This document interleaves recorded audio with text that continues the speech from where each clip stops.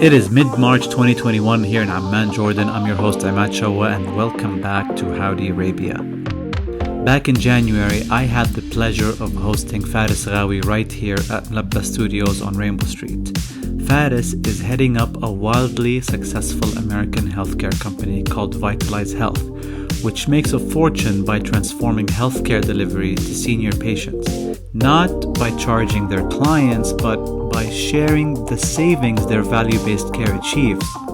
Okay, so medical costs for virtually all American seniors are paid for by Medicare, a government program. Now, to alleviate some of that burden, the government has been offering private healthcare providers a financial incentive to improve outcomes and lower costs. So Faris and his team have taken on that challenge with incredible results. Vitalyze Health is projected to be $1 billion player in healthcare very soon. And what's equally exciting is this alignment of goals and incentives potentially revolutionizing not only healthcare, but also other critical human endeavors as well. Enjoy. Faris, I'm so happy that we got you in Amman this season. Christmas, New Year's, January 2021. How are you feeling, back. man? Yeah. Good, man. Good to be back. Good to be back. Amazing. Good to be with you, man. Seeing your world. Yeah, your yeah. space, Welcome to Mlabbas, man. You were on video on Rainbow Street. Yeah. Sure, you've been here a couple of weeks. Couple weeks, man. This time, khalas corona, we're like more flexible. If I get to spend more time here with the fam, working remotely. You've been able to be working from anywhere the last year, pretty much. Pretty much, man. Yeah. We found ourselves like mid-March in New York. There was the day where everybody knew shit's hitting the fan and we all moved indoors. 6 months later, I was like, khalas, man, working from home, and basically the realization started to sink in. I could do this from anywhere. I actually moved to California. Definitely got a little bit of good stuff out of this thing. Oh my God! So your business is based on the East Coast in the U.S., New York, New Jersey, correct? Pretty much, yeah. I mean, the business is for the most part remote. For the most part, everything is kind of virtual. It's a virtual doctor's office, essentially, in a way. But there's still that in person. We had our office, we had our space, people get together, we commute to work every day, and that whole thing existed. And, just overnight, just kind of went away, and we were like, you guys, I'll see you later. I don't know when I'm going to see you later, but I'm going to see you, and that was 9 months ago. I haven't seen some people at all, but went for it. Yeah. Until you basically, I remember you lived in DC for a while, right? Yeah, DC. You were in engineering for a while in DC? Yeah. Correct? I was in construction management. Yeah. Hardcore on-site, like 5-6 a.m. on-site, fucking getting gripped a new one. It was intense, man. Yeah. Started my career in construction. And then you moved closer to healthcare. I moved to Ernst & Young in Atlanta. So I took a job there. It was a job I wanted in 29 in New York, but then the crisis had happened then. I only got it 2 years later. They said in Atlanta. I was like, let's do it. The financial crisis of the 08 period. If you delayed it a few years. Exactly. Okay. Not by choice from their side. I ended up at Ernst & Young, and that's how I found my way to healthcare. We were consulting for hospitals and helping hospitals acquire doctors' offices for the value of the desks and chairs and laptops in these offices, which is like peanuts. Okay. Something didn't sit right, and then 2 years later I moved to New York to do my MBA, actually, in New York at Columbia. And my friends from undergrad, two doctors and one other business guy, pulled me in to start Vitalyze Health, basically. The idea that we can build a new kind of care delivery system. And, during MBA, you have some free time. So I was like, why not? Got started, and, the rest is history. That's amazing. Later, those connections that you made at Lehigh, right, in Pennsylvania? Yeah. But from the undergrad years? Yeah. So those were close friends that connections that you built? Very close friends, and we tried to do a couple of other, stupid startups along the way. We had this idea for, a stethoscope that was magnetic. I don't know what it was. I can't even remember. But, so we always tried to do something, and nothing really clicked until 2014. This seemed like It seemed like there was something there. Uber was blowing up in 2014, if you remember. And I think there's a whole like generation of founders who started in 2014 and are just super inspired by Uber, right? People love to hate on them, but the on-demand concept, right? I click a button, it's an app, and I can do anything. I can get it right away. So we started out as wanting to be the Uber of healthcare, like a lot of people. And then pretty quickly we realized like the real opportunity was basically redesigning care delivery for the senior market, right? For seniors in the US. That's incredible. And you guys were solving an amazing, and you guys obviously like your passion is going after a gap in the market and solving it. And where you guys ended up is something that doesn't sound sexy on the surface to most people. Right. It's not, the Airbnb and the Uber and the disrupting. It's not disruptive in that sense. You're not putting people out of business. It's a win-win for most people, but it's a restructuring, like you're saying. And the structure, Ana Kaman, because I'm a US policy junkie, as much as a guy living in Amman can. You're getting my juices going. No, I hear it, dude, all over the place, all over the world. Vitalyze Health, what problem does it solve? So broadly speaking, the problem we're fixing is that the way healthcare is delivered today rewards sick care, meaning doctors and hospitals are rewarded for treating sick patients. The new healthcare model that started under the Obama administration, and actually one of the very few things that the Trump administration continued and doubled down on, the new healthcare model rewards healthy patients, right? So keeping patients healthy is what's being rewarded versus getting rewarded for treating sick patients. It may sound a bit obvious at this point, but looking even in the rest of the world, the way healthcare is set up is the more patients are sick, the more they're coming into the hospital, the more money is being paid. What this system is trying to do is reward people for improving outcomes and lowering total costs, and without giving too much guidance on how to do it. It's very broad in the sense that Medicare is essentially rewarding people who are able to lower costs and improve health outcomes, and giving you sort of a lot of space to come in and be innovative and creative in how you make that work. So the problem that we're solving today is that there's a lot of waste in healthcare. Patients are in and out of the hospital unnecessarily. Patients with chronic conditions are not taking care of themselves outside of the doctor's office, and things are falling through the cracks all over the place. Mental health is not taken care of, and so you end up with this patchwork of services and work that's trying to keep things together, but it's a complete mess. So what Vitalyze does is essentially a revamping of the entire sort of healthcare delivery system for the senior patients, right? It starts with data. It starts with taking a look at all of the data that exists for these Medicare patients, looking at what conditions they have, what's their socioeconomic situation, what does their lab work look like, what is anything we can find out about these patients, and what are the areas that we can help lower costs and improve outcomes, and how can we deliver a better patient experience for that population. It is sort of a reimagining of what it means to really be in healthcare and provide healthcare. It's really about staying healthy, staying out of the hospital, fixing the body and the mind so you can start taking care of the real stuff that matters, right? So on the money side, obviously the government wants to pay less from its budget. At the same time, the patients actually want to get better. Their health across the board shouldn't deteriorate. So that's better for them as a quality of life. So you get a win-win. You get less visits, less specialty visits, less chronic illnesses. You get healthier people, less cost. Yeah. And that's delivered through better technology, better data sharing, right? Exactly. So that's kind of the difference between someone who isn't you guys working on the old model versus you guys. Yeah. The old model is hospitals and doctors and people in and out. So basically, to paint a picture and talk some dollars to explain kind of how the money works here, right? The average Medicare patient costs Medicare around $11,000 a year. That includes hospitals, doctor visits, lab work, equipment, what have you. Out of that $11,000, only 5% in the US is spent on primary care. Primary care is like your GP, your sort of preventive step. Usually the way it works is you go to the primary care doctor and then you get referred out. And general, you know. In other sort of advanced economies or well-run healthcare systems, primary care makes up around 15% of total spend versus 5% in the US. It's been proven, and it makes sense, that more preventive work results in lower total cost. So what's happening in the US is this shift to expand primary care, to do more preventive work, more stuff up front, so that you can avoid complications later. It sounds so simple and obvious, but because the healthcare system is so massive and because it's complicated, it's complex in the sense of the entity that pays for healthcare is not the same entity that's providing the health. It's not the same entity that's receiving the care, right? So it's complex. But the bottom line is healthcare is undergoing this massive transformation towards more prevention. And what Medicare has said is that anybody that helps us lower total costs gets to share in the savings. That's the real kind of point here. That's the real gem here, is that they've said anybody that helps us lower costs and maintain or improve outcomes gets to share in the savings. And so that sparked a whole revolution of technology, of innovators kind of competing and jumping on this opportunity to add value, lower costs, and capture these savings that are being offered. Okay, so the incentive here is the payer, the government, is saying, we're going to split the difference here. Let's save us some money and do it the way you want to do it. Use your expertise, your innovation, and let's do this. So the way it works mechanically, right? We sign up the doctors.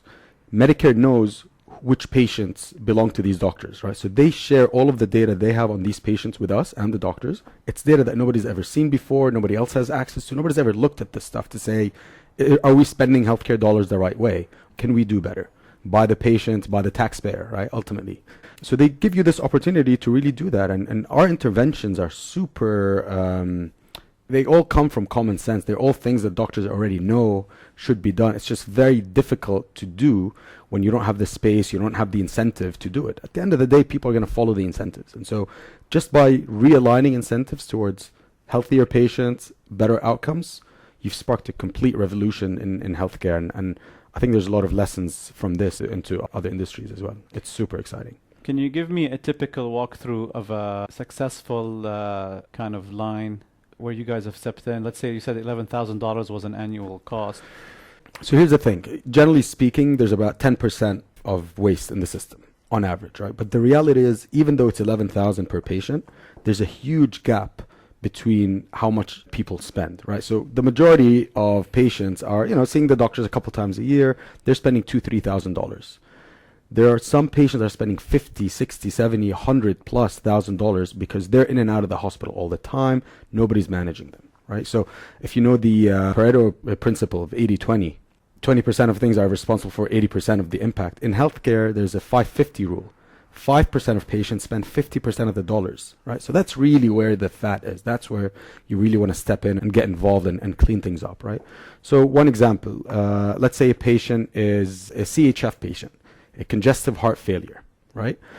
What happens with these patients is the body starts collecting basically fluids because it thinks it's bleeding. And what happens is the heart essentially fails. When that happens, it happens over a week or 10-day period. Patients end up in the hospital. It usually costs like $20,000 to $50,000. This problem is preventable with the simple measurement of weight every single day. If a patient weighs themselves every single day, and we have equipment in the home that measures the weight, just scales that are connected via Wi-Fi. So you just measure the weight every day. And if the patient's weight increases substantially over a week, something's off. Our nurses call, they work with the physicians, they adjust the medications. And with a $100 call, you just prevented a $50,000 hospitalization. The patient is completely fine. They just need to adjust their medication a little bit. You've completely cleaned up a massive waste in the system, right? So you end up with 10% savings, but the interventions are completely cutting out massive waste, right? Wow. You go from a $50,000 hospitalization to $100, doctor call, cleaned up, fixed the problem, right? There are so many similar interventions that are so simple. It's really just about process and just aligning incentives and common sense and pushing through all the crap, right? All the bullshit that gets in the way of getting things done and just like fixing it. Yeah, and the market, we're talking 60 million Americans that are on Medicare.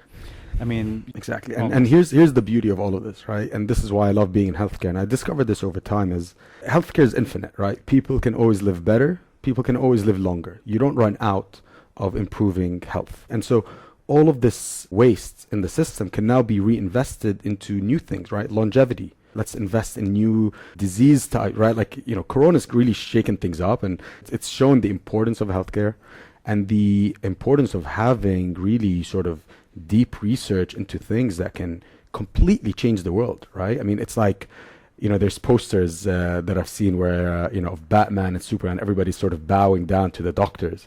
It's like people appreciate now the value of healthcare, right? You take it for granted, but when it fails, and anybody who's had a loved one, go through something, you just, life stops. Yeah. So let's remove all of this fat in the system, which we Yeah. already know how to remove. We're not reinventing the wheel here, we're just applying it. Let's remove this fat, take all of those resources and invest them in improving life, making people happier, extending life. The funny thing is that the US, it's like this two-headed monster or double-edged sword where the capitalist system generates so much innovation and so much good on one side. On the other hand, the corrupt side of it, with policymakers not legislating to help people, in many cases, one of them, the fact that actually Medicare doesn't cover 300 million Americans, only covers 60 million Americans, Right, seniors. where a lot of people who lose their employer health care are screwed with big medical bills, for example. The amazing part of it, at least, is what you're involved in, where you can actually plug in amazing innovation using data sharing and game theory and technology, Yeah. and this passion to improve, to save the government money. There's a bright spot where incentives are aligned in a Yep. good way. I'm so excited about that. Your company, Vitalyze Health, is capitalizing on this sharing of savings as a profit scheme. Is this something emerging in the US in healthcare? Are a lot of healthcare organizations capitalizing on this? Yeah, 100%. So you're touching on something I've become really passionate about here. So let me start on the healthcare side. There's a lot of companies, a lot of entities working on this space. This is blowing up. It's completely changing healthcare in the US, right? And when things in the past used to take 30, 40, 50 years to happen, in today's world, things happen in a few years. So this is happening at lightning speed, and you'll see massive transformations in healthcare happen very, very quickly because of the realignment of incentives. A lot of companies doing it. We believe we have a unique thing that we've captured that we do, because one of the other problems in healthcare is the fragmentation. You know, you've got doctors working in silos, hospitals, insurance, medical device, pharmacy. You're seeing a massive consolidation. If you walk around New York City, you walk around any US city, when you look at pharmacies, for the most part, you know them. It's Duane Reade, it's CVS, it's Walgreens. When it comes to doctors' offices, there's no massive doctor group in the US, right? It's all fragmented. We partner with independent doctors. Sort of think of them as like mom and pop doctors' offices. Massive fragmentation, right? I mean, they manage 40, 50% of Medicare patients, and it's a solo doctor's office. So that fragmentation is a feature of the healthcare system, one of the very few industries remaining. So you're seeing a massive consolidation there. The insurance is merging in with the provider, merging in with digital health, merging in with the pharmacy. You saw CVS recently acquire Aetna, a massive insurance company. So things are coming together. But to your point about governance and policy, it's called value-based healthcare. And what this does is essentially aligns the money with achieving the sort of societal goal. And that's something I've become very passionate about, in the sense that, hey, is this the answer when it comes to US politics and maybe world politics, and the question of capitalism versus socialism, the selfish drive versus the common good? Is this the answer where if you aligned the money with the goal, does this solve the problem? Is the answer that government sets the goals and lets business achieve the goals? Is there something there for other industries? I think healthcare is particularly well set up to benefit from this model. We'll see if other industries can follow. I think it's a done deal in healthcare. This is going to work. This Absolutely. is going to get applied. Yeah, and healthcare is something that's contentious, because healthcare isn't something that's a luxury for the majority of cases. It's not like, some of it is like a boob job or a Yeah. or like a nose job or something like that. But the moral question, which kind of leads to the socialism question, is most humans today that are educated believe in markets, because markets are efficient at solving problems, more so than governments for the most part. Sadly, if you are a poor dad and you have a sick son, and then you decide to let the market solve for that and try to monetize that, you're headed for disaster. Because when the market tries to make money from a poor family that has a sick child, where can that go? What if the money was aligned with helping that poor child get proper care? So that, is it really in conflict to say business can profit? Does it have to be at the expense of other people? Or can you say that business will profit from helping society? Right? And I think this is the gem that we're seeing here. Exactly. Your unique position here is the fact that you're not coming in to demand revenue from the patient in need. You're here coming in to assist the social provider in the community with a better solution that they're already providing. But in many countries like Canada and Europe, they've already solved the sick child with no insurance issue. America is one of those, almost immoral places that haven't solved this. So what if you aligned the money with solving that problem? Exactly. Right? That's what if why you I'm said hopeful. whoever gets more people insured makes more money, right? Let me give you an example, very practical. I find it to be like easy to understand and similar to the hospital model, right? The prison system. One of the big problems that the left talks about is privatization of prisons. You're essentially rewarding prisons for keeping inmates in. But what if the incentives were such that you're rewarding them for lowering prisoners from coming back, right? Or you're rewarding lower crime. What does that look like then? Business people are always going to follow the money. I think it's government's role to set the money in the direction of the goals that help everybody else. Absolutely. Think of oil moguls, right? I mean, I don't think they love oil. They love their families, and I think they love maybe yachts. They love money, right? And so they're after money. Yeah. If you made it so that people made money with green energy or by, factoring in the damage to global warming, I think you'd see different things. So I think there's a little bit of let's stop the demonization of business and let's stop government from trying to do more than it can. What we're seeing in healthcare, what I've become passionate about is all government has to do is align the money with the goal that helps society. Let's vote on what the goal is. Yeah. That's democracy. And then let the money go towards those goals and let's leave it to business to achieve it. It's okay if somebody becomes a billionaire by lifting 1 billion people off poverty. Fantastic, right? Congrats. Go live on Mars. I think that can happen. And I think it's really interesting. I'm excited to see where that goes. I'm really excited about that. And I'm glad that hopefully in the future, when you guys have had great results, you'll jump on and revolutionize other sectors with the same kind of efficiency. That would be amazing. It's not easy for other sectors to align. Like you're saying, if you try to run the model on the prison system and how private prisons are making a lot of money using the wrong incentive, and there's a lot of controversy now on how there's wrongful imprisonment because you're incentivizing the number of prisoners. So exactly.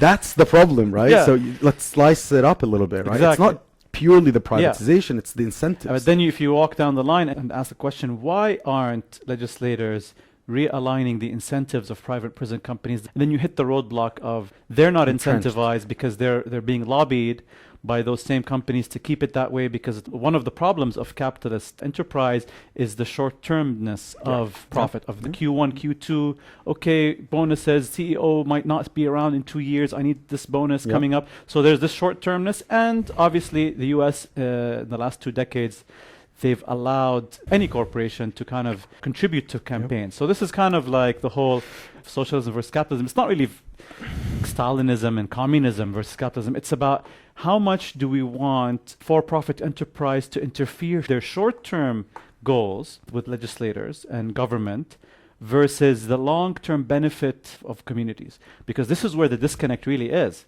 Private health insurance, which is a multi-billion-dollar industry, and it's always profitable, which is what causes the pain for a lot of Americans that are uninsured today, and causes even unions to negotiate and give up a lot of their rights in America just to get better health insurance, which is private.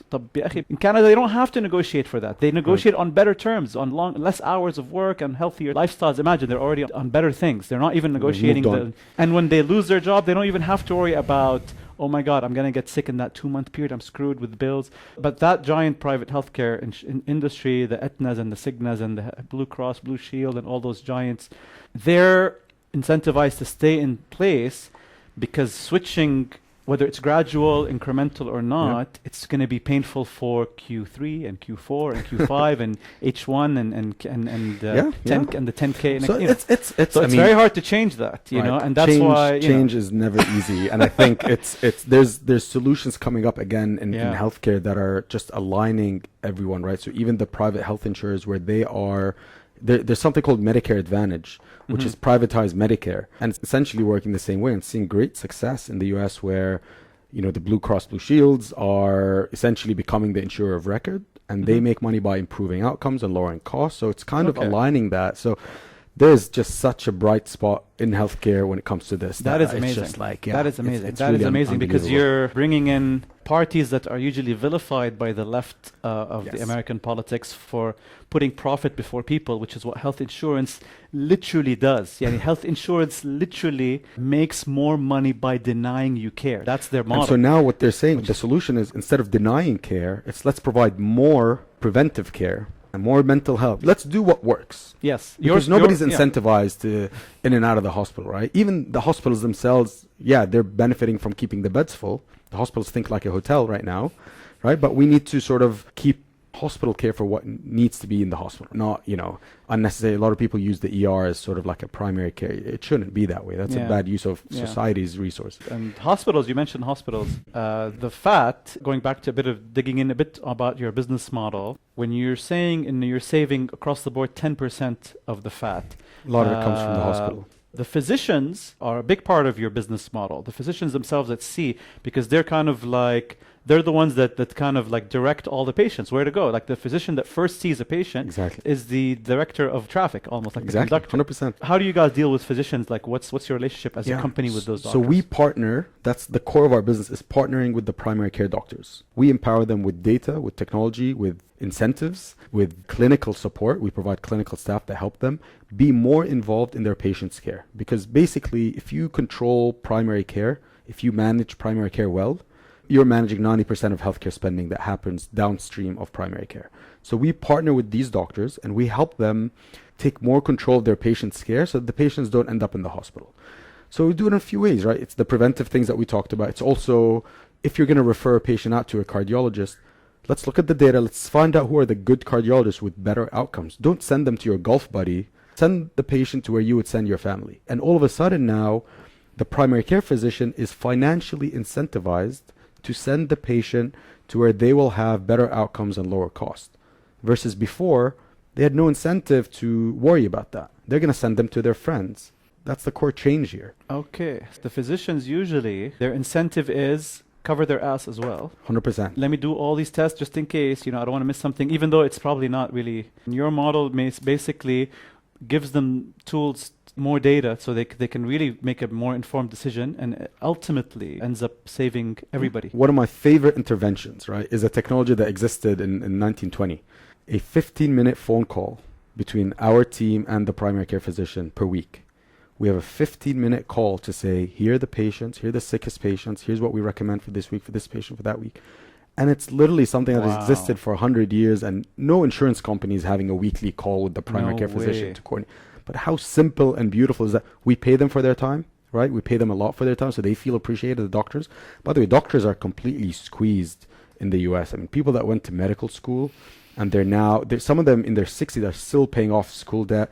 It is not what they thought it was going to be. It's not what it used to be. And we're trying to bring that back, because it's really the core of the healthcare system is the physicians. And I'm not, saying that to like be romantic about it. They really are the decision maker. They drive all of it.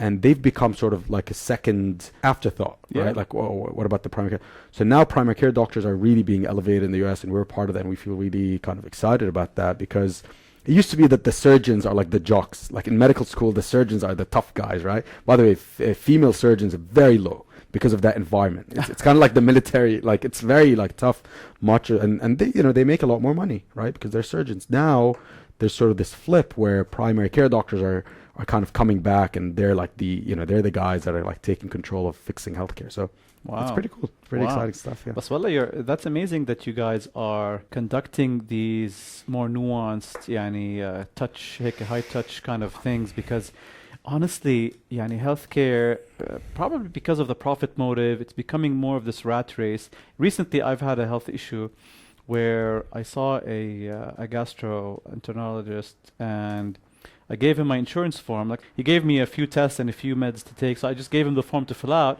and he's like, okay, let me write it in a way that the insurance is will cover it. So he did his best, and haram, he took his time doing it. And then at the blood test center, I listened in on the call that the admin made to the insurance, and they only covered 40% of the tests. And I asked her why, and she said, oh, this, the gastro doctor shouldn't be doing this test and that test and this test. And it was like this kind of like a ticking the box kind of thing. The insurance company, That's kind of their overhead cost goes on to these kinds of things. Exactly. It's not And that's really, all fat. compare it to what you guys are doing. 2 weeks earlier, I went to see another doctor for something very related, and I had to do a procedure that cost money that I'm probably going to bill them for. They have no clue what's going on between anybody. Yeah. It's so disconnected. Siloed, yeah. And exactly. you're right, the data disconnect is so insane that these companies are just fighting off. The method of cost cutting for these insurance companies Say no to is covering ad hoc and just say no. But yeah. By the way, fun fact, the whole concept of value-based care, I just finished reading A Promised Land, Obama's new book. Oh, He talks about where that sort of core concept of aligning the capitalist drive, the selfish drive with the public good. And the idea actually, at least Obama got it from Martin Luther King in one of his speeches. He talks about how can we sort of fix society and heal society by aligning these two things. So this concept is like a really core sort of fundamental things. wow, that's amazing. I actually started listening to the book last week. He's narrating it. He's narrating it. It's great. So that's actually Yeah. nice, Yeah. soothing. I'll send you the bedtime. part where he talks about this so you can pay attention to it. It's really cool. Nice. Yeah. Your company, it's a relatively new company, although you guys have started off with a different business model with your buddies. 6.5 years ago. Yeah, and then recently you latched onto this concept where you're basically plugged in to reap the benefits of making an efficient model out of Medicare patients. What does the landscape look like in terms of competition? Who else is doing this in the market? Who's leading this? What does it look like? So a lot of companies are coming at it, but from very different ways, right? Different angles. So there's a lot of insurance companies, like we said, coming into this space. There's a lot of companies that come in and build new primary care practices from scratch and say we're building a better healthcare delivery system from scratch. What's unique about our approach is that instead of building new practices from scratch, we're partnering with existing doctors' offices and converting them into this model, which is hard. It's hard to do, but I think we figured out that's part of the secret sauce is how do you convert an existing practice, because it's a lot more efficient, right? And this is where sort of my OCD kicks in, is like, you don't want any fat in the system, right? I don't want to go out and market to new patients when the patients already are coming into the doctor's office. They already have that relationship, that trust. All we have to do is do certain simple interventions to change the way things are done, and it works, right? So one of the things we pride ourselves in is having the lowest customer acquisition cost in the market, because we partner with doctors who already have a practice. There's no additional overhead. They already have the patients, so we don't need to market to anybody new. All we have to do is sign up the doctors, and then the patients are automatically part of the program, and we're able to help them and add this value. So that's one of the main differentiating factors, the low customer acquisition costs. Versus other organizations that hire and build LLCs for that purpose? So if you're coming at it from the new doctor's office standpoint, you have to build actual doctor's offices from scratch. You have to rent real estate, you have to paint, you have to put furniture, you have to hire the doctor's salary. Right? It's a very different, much more capital intensive approach. Right? So that's one way to do it. If you're coming at it from the insurance side, they have to convince each individual patient to convert from traditional Medicare to privatized Medicare, and that's expensive. It costs about $2,000 on average to convert each patient. Our customer acquisition cost is like an average of $30, $40 because all we have to do is convince the doctor. So it's more efficient. And your customer acquisition unit is the patient or doctor? So we calculate it at the patient level just because that's the unit economics, but every doctor we sign up, we get 200 to 400 Medicare patients on average. So the cost of signing up a doctor gets distributed over all these patients, and it's much more efficient. So all of our capital goes towards improving outcomes, technology, investing in people versus marketing. So And the pitch to a doctor to switch over, is it like, does he have to give up something that he used to do in the past? The pitch to the doctors is, we're going to help you. First of all, every meeting with a doctor starts with 30 to 45 minutes of them complaining about Medicare. And I love it. We just sit in, we listen to all the complaints. They want us to do this quality reporting, they want us to do all this stuff, and then we listen, absorb it, just hearing them out. But really the pitch to the doctors is, we're going to help you be more involved with your patients, provide better outcomes.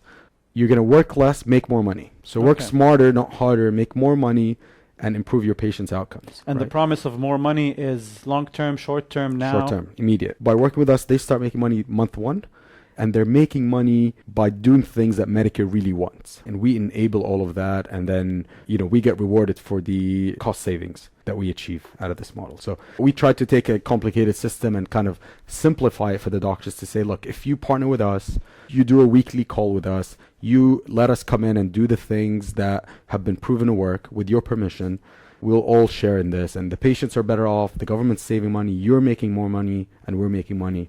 The only loser in the equation is sort of some of the local hospitals that are just kind of wasteful and need to be doing more important things than dealing with primary care. Okay. Nice. But it's nice. Not many businesses out there where you pay your clients. Yeah. And so that we found ourselves in a unique situation. There's so much fat in the system that you can go sell a product to a doctor and pay your customers. I think that's unique. Amazing. It's special. Yeah. I don't think we'll get an opportunity like this again. Nice. So. As a CEO, how would you say that 2019 went and 2020 went? So 2019 for us was a breakthrough year. That's when we sort of went from sort of linear growth to exponential. So 2019 was a huge year for us. COVID was very interesting for us. Initially, we were very scared of what's going to happen because people expected everyone's going to be in the hospital. It's going to be a very high cost. It turned out that because people were really scared to go to the hospital, all of the wasteful healthcare spending kind of vanished, right? Nobody went to the hospital unless they really needed to. So funny enough, it kind of like accelerated this transition to only go to the hospital if you really need to. And it was very helpful for us. Did that create a scary lack of preventative care? Yeah, a little bit. So that's where we had to get really involved, right? So to make sure that patients were still taking care of their chronic conditions. These things are not going away. Your diabetes, your congestive heart failure, all these things are still going to exist whether you have COVID or not. And so our job was to make sure that patients stay connected to their providers, to their doctors, and that we monitor them during this thing. So one of the biggest things we did early on was launch remote patient monitoring, where we put equipment in the home that monitor patients' vital signs, blood pressure, oxygen levels, important for COVID, things like that, to make sure that if problems start, we catch them early and intervene. Wow. We were already sort of virtual.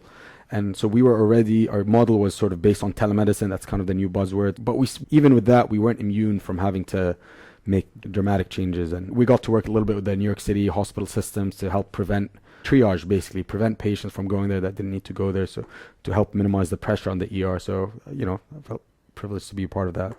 Wow. It was good. Yeah, Nice. It was interesting. Yeah. Your customer base is in a bunch of states, correct? New York and is the first one you started in. Yeah. Where else are you guys in mainly? We're now in 14 states in the U.S. We're managing about 65,000 Medicare patients, and it's $500 million in Medicare dollars under management.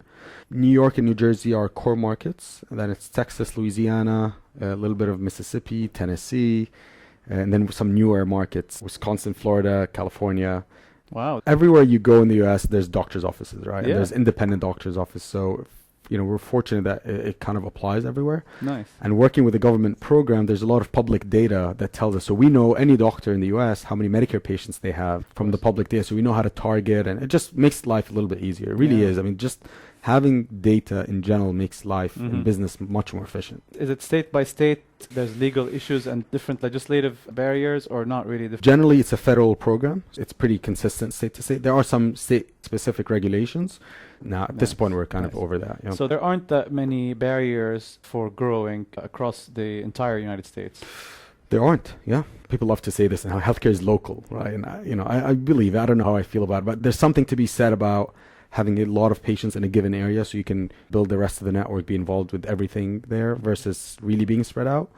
But yes, generally, there's no limit on doing this across the U.S., across the world. I mean, one step at a time. But it's really about these programs needing to be in place. But across the U.S., this is a problem. This opportunity exists to fix healthcare. And, our goal is to be everywhere. We're not going to lock ourselves out of it. Amazing. So you guys you've raised money in 2020. And We've did you raised raise money every year since start. Yeah, it's just constant. The opportunity is infinite, so you can always put capital to good use. My one takeaway from business school is that the most important equation is lifetime value divided by customer acquisition costs, right? If that ratio is more than 1, you're in business in theory, right? If you spend $100 to acquire someone and they get you 101, you're kind of in business, right? Our ratio is 100 to 1. Any capital we get, we are able to put to really good use, fixing things. And nothing scales better than know-how, right? Once you know how to fix something, that scales like nothing else. And so, yeah, we've raised money. We did initially seed round. You know, when people publicize their round, it's like, oh, we raised X amount. It's really over like 10 mini rounds. But so we did that on the seed round. We just did our Series A in 2020, and then moving on to our next round of funding. Hopefully early next year. Closed. Yeah. So we finished the Series A. Companies taking. Do you want people to know how much it is? So we've raised total today around 16, 17 million. That's total funding to date. Funding to date, 16, 17 million dollars. Yep, okay. Exactly. And so, you know, on to the next round now. Nice. To 2021, what's your plan in terms of fundraising? So we're working through the details of how fast we go. It's a balance between sort of going really aggressively and taking market share versus making sure that you can execute. So we're still finalizing those details, but we think it's going to be a pretty significant jump in kind of capital raise and growth. It's a big market, but it's also not an easy business. And so we have to be just careful that what we can do at 65,000 lives, we can do at 600,000 lives. And it's not something you can mess up. But we feel pretty good. So we think, you know, we're looking at a 4 to 10x possibly growth next year. And we'll see how things shake out in the first quarter. Amazing. Yeah.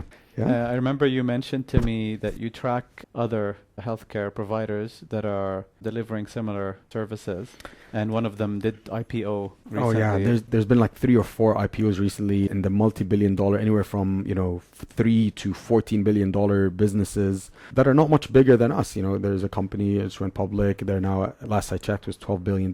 They have 85,000 Medicare patients compared to our 65. So we look at that and we say, okay, that's probably too much. It doesn't make sense, but wow. You know, there's something there. I mean, the world is silly enough that post-COVID, you can totally imagine a healthcare bubble, right? Like, then you can see that, right? Yeah, I can imagine, like, looking back, it's like COVID happened, there was a healthcare bubble, but like any bubble, there's real companies that come out of it, right? The dot-com bubble produced real technology companies, and one of the things we think will happen is you'll have some really giant healthcare companies. And I think in 10 years, the biggest companies in the world will most likely be healthcare companies. You'll see $1 trillion healthcare companies. Oh, yeah. For sure. There's the alignment of data, consolidation.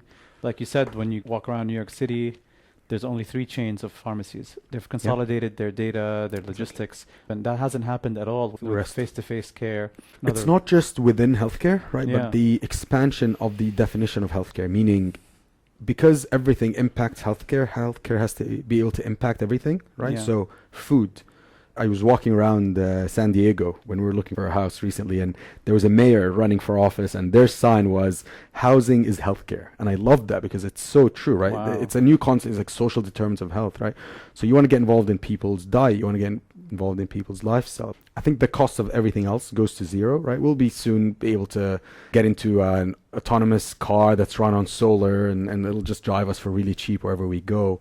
And I think more and more of the world's resources will go towards healthcare because it's infinite, right? And it's at the end of the day what matters most, right? It's people's health and wellness and happiness and kind of experience. So yeah, man, health is permeates so many areas of life. We're in for an exciting ride. Yeah.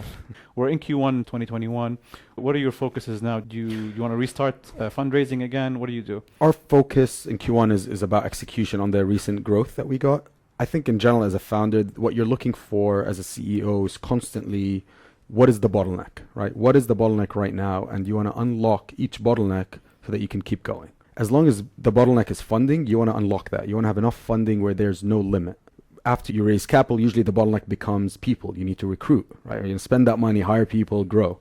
Salespeople, delivery. So there's always a bottleneck. If you look close enough, this is similar to construction, right? There's always something that's the limiting factor to why you're not done. And you always want to keep pushing on those things, right? So until funding is not a bottleneck, it will always be a priority, just like everything else, right? Mm-hmm. Technology is often a bottleneck. You can't have 100 people developing on the same software. Sometimes you have to do some things in linear. You can't do things in parallel all the time, right? So it's always about unlocking bottlenecks, I think, and just kind of going faster and kind of deploying things en masse. Yeah. And have you thought of, in the short term, going for an IPO so you don't have to keep on raising Well, even money, IPOs, I mean, you have to keep going, right? So there's this new concept. Well, it's not new, but it kind of blew up this year of a SPAC, right? Special Purpose Acquisition Company. And that's offering a lot of private companies a shortcut to going public. What a SPAC is essentially somebody who's really well known in a given space, goes out, raises capital with the purpose of acquiring a private company, right? So they call them blank check companies. So somebody who's famous in healthcare raises, $500 million, and that company goes public with $500 million, and its goal is to acquire a private company. So for the company being acquired, it's a shortcut to an IPO. You don't have to go through the whole hurdle. You just get acquired and then you're public, right? So that's offering a lot of shortcuts to folks, possibly for us. And okay. Are SPACs currently sitting on an exchange, waiting, shopping around? There's a lot of SPACs out there with capital. So what the market is saying these days is there's a lot of capital and there's not enough good companies. So it's kind of it's a seller's market right now. Yeah. There's so much capital out there. Oh, yeah. A lot, like in the T's. Which is kind of wild to think about. I mean, yeah, markets are strange. Speaking about the shared savings concept, where would you love to apply it next in your career as a passion? I don't know if there's something personally, but I think as a society, one potential application is maybe climate change. I mean, I think it's one of the biggest problems facing the world right now. So it would probably apply a bit different. I haven't thought this through, but maybe something along the lines of, we know that if we continue on this path, there's going to be a lot of disasters. These disasters are going to cost, I don't know, $10 trillion in damage. So can we cash this in now and say maybe $1 trillion instead of 10 are allocated towards fixing climate change and let business figure it out, right? Whatever business out there is able to reduce carbon utilization or whatever it is, whether it's supply or demand of energy, gets rewarded accordingly. For any problem out there, if you just assign enough money to the solution, the world will aggregate and try to fix it. There's no other thing we know about that can do this better than just, it's going to be people that fix it. At the end of the day, it's going to be business, and most likely. And so that's where I would go next, just because it's, I think, the most existential problem that we have facing us. Would you think it's something that could be tackled through, let's say, building like solar projects and incentivizing that, or go through the, maybe like I'm trying to think. Here's the best part about all of this. With climate change, it's a bit hard. It's got to be global initiative. The best part about value-based is that there's no thinking involved. You don't have to make a decision about, you don't have to try to think about what to back. You only reward the outcome and let business figure it out. So you don't have to say, is it better to put it behind solar or something else? You just say, whoever lowers consumption gets X. Tie a dollar amount to each unit of carbon, right? Or whatever it is. That's the whole idea, is all the governments have to do is decide on how much money, how they're going to measure it, and then just assign that, and don't try to tell business how to get there. Exactly. Insane. Man, amazing. Good things to come. Jed, man. Faris, thanks so much. I'm glad I caught you in Jordan, man. Yeah. Thank you so much, man, for having me. Real pleasure. Thanks, Privilege. It's awesome. It's awesome, and good luck with your venture. I have big faith in you and this concept and in your leadership. Awesome, buddy. Thank you, man. Thank you so much. This episode of Howdy Arabia is sponsored by Mlabbas.com, your print-on-demand apparel and accessories provider.